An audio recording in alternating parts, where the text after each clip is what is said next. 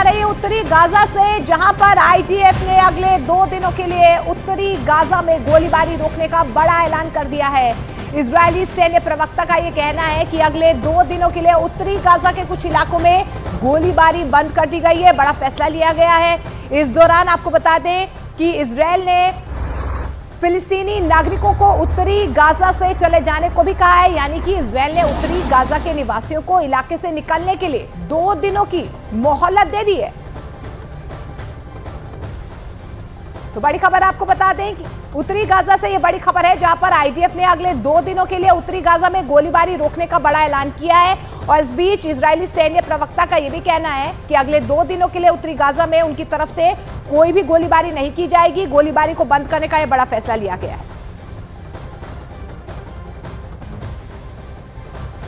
लाल सागर को America full proof बना देना चाहता है ताकि इजरायल पूरी आजादी के साथ हमास को गाजा पट्टी में मौत की नींद सुला सके।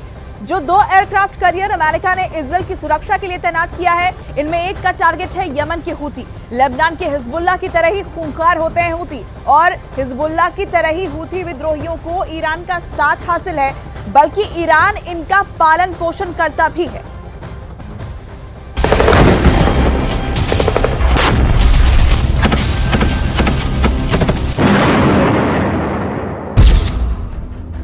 हूथी पश्चिमी एशिया के देश यमन का एक विद्रोही गुट है। यमन के 1/3 इलाके पर हूथियों का कब्जा है। हूथी विद्रोहियों में ज्यादातर शिया समुदाय के लोग हैं। हूथी विद्रोहियों के पास 1,80,000 से लेकर 2 लाख की सेना है। हूथी विद्रोहियों को ईरान हथियार और पैसे से मदद करता है।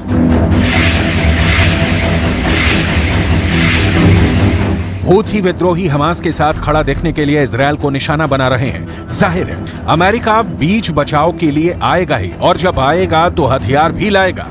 अमेरिकी युद्धपोत आइजनहावर की क्षमता आपको जरूर देखनी चाहिए, क्योंकि तभी आपको यह क्लियर हो पाएगा कि यह युद्धपोत आखिर हूती विद्रोहियों से इजराइल को बचा पाने में कितना सक्षम है। इसकी खासियत क्या क्या है, कितना यह ताकतवर है, यह जानिए। आइजनहावर निमित्ज क्लास एयरक्राफ्ट कैरियर है, यह समझिए। निमित्ज क्लास एयरक्राफ्ट कैरियर है और अमेरिका की ओर से पहले ही इजराइल भेजा जा चुका है। मतलब कि यह कि यूएसएस आइजनहावर परमाणु ऊर्जा से भी लैस है।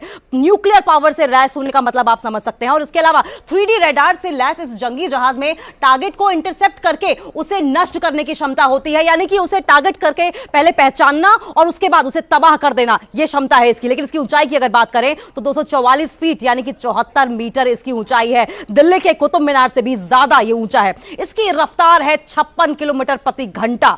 आइजनहावर पर एडवांस फाइटर जेट तैनात हैं और इसीलिए इसे बहुत ज्यादा ताकतवर माना जाता है। युद्ध विमान वाहक पोत कहा जाता है, एयरक्राफ्ट कैरियर कहा जाता है। इस पर 56 फाइटर जेट और हेलीकॉप्टर भी तैनात किए जा सकते हैं। और ये वही वॉरशिप है जिसने खाड़ी युद्ध में अहम भूमिका निभाई थी। आइजनहावर आज से नहीं, 1977 से अमेरिकी नौसेना में तैनात है और अब अमेरिका इजराइल को कई आइजनहावर भेजकर इजराइल की ताकत बढ़ाने में लगा हुआ है।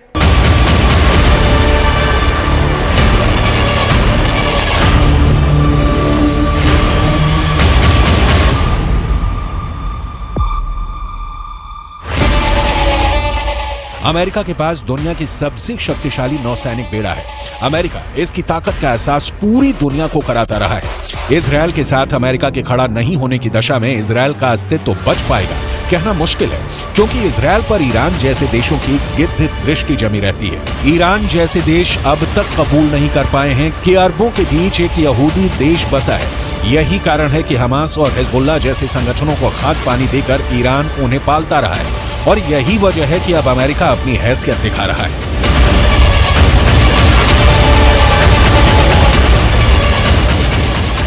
एयरक्राफ्ट कैरियर आइजनहावर के पहले अमेरिका ने जेराल्ड फोर्ड को भूमध्य सागर में उतारा है।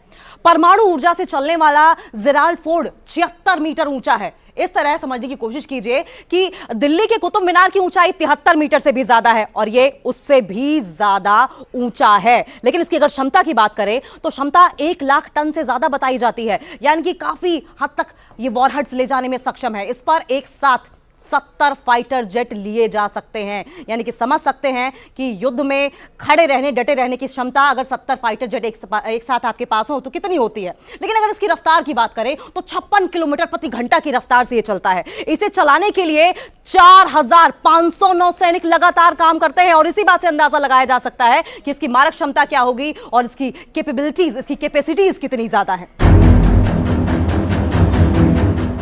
एयरक्राफ्ट कैरियर आइजनहावर और जेराल्ड फोर्ड दोनों वॉरशिप परमाणु शक्ति से संचालित हैं और क्षेत्र में किसी भी प्रमुख शक्ति से मुकाबला करने के लिए भूमि पर हमला करने वाली मिसाइलों और F-18 लड़ाकू विमानों में सैन्य शक्ति रखते हैं। समंदर में इजरायल को अमेरिका का सपोर्ट देखा, अब आसमान में देखिए।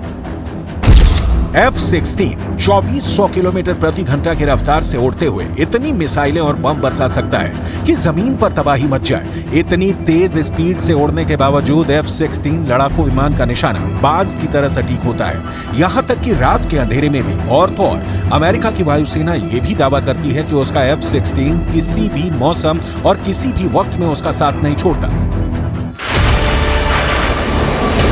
अमेरिका का ऐसा दमदार F-16 जेट पश्चिम एशिया में 24 घंटे ईरान के सिर के ऊपर मंडरा रहा है और अमेरिका अपना third anti ballistic missile defence system और पैट्रियट मिसाइल डिफेंस सिस्टम पहले ही पश्चिम एशिया में तैनात कर चुका है।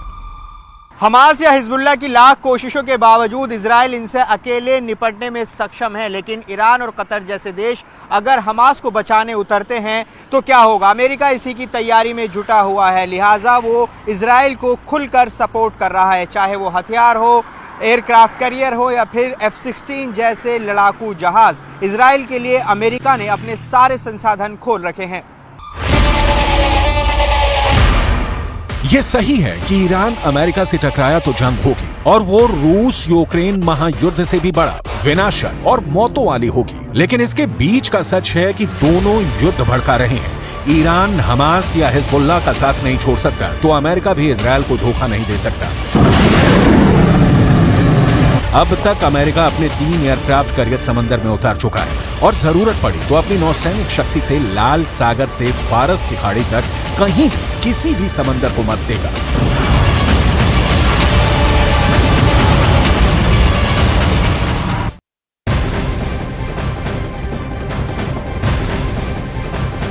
और इस बीच एक बड़ी खबर आपको बता दें, इजरायल ने हमास के चेहरे से एक बड़ा नकाब हटाया। एक बड़ा दावा यहां पर इजरायल की तरफ से किया गया है। इजरायल ने हमास पर एक बड़ा दावा किया है कि आईडीएफ के मुताबिक गाजा ने हमास में, आपको बता दें, गाजा में हमास ने मेडिकल सुविधाओं और अस्पताल का इस्तेमाल आतंकी मकसद के लिए वो कर रहा है, जिसका आईडीएफ ने एक वीडियो भी जारी किया है।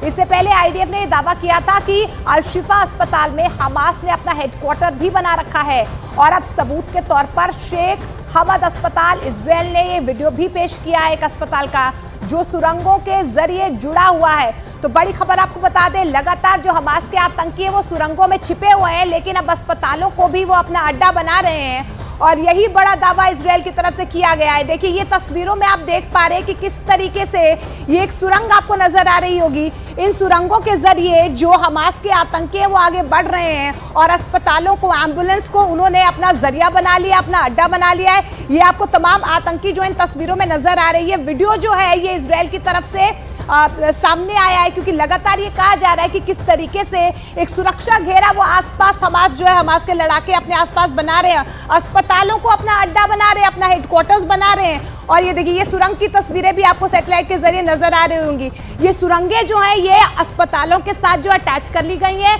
और जिसके जरिए ये हमास के जो आतंकी है ये इन सुरंगों में छिपे हुए बैठे हुए हैं और जैसे ही अटैक करना होता है या तो अस्पतालों को अपना अड्डा बना लेते हैं। और ये देखिए सुरंगों के जरिए देखिए हमास के जो लड़ाके हैं वो किस तरीके से आगे बढ़ रहे हैं। जैसे ही इजराइल पर अटैक करना होता है वो या तो अस्पतालों का इस्तेमाल कर लेते हैं या देखिए इन सुरंगों में, ये देखिए आपको ये मूवमेंट भी यहाँ पर नजर आ रही होगी तस्वीरों के जरिए कि किस तरीके से यहाँ पर वो मूवमेंट करते हुए नजर आ रहे हैं। और ये वो अस्पताल की तस्वीर है, बिल्कुल अस्पताल के ठीक सामने जो है इस तरीके की सुरंगें बनाई गई हैं। इन सुरंगों का इस्तेमाल लगातार जो है हमास कर रहा है। मेडिकल सुविधाओं और अस्पतालों का जिस तरीके से इस्तेमाल किया जा रहा है उससे साफ साफ जो है ये नजर आ रहा है कि हमास कितनी बड़ी तैयारी कर चुका है।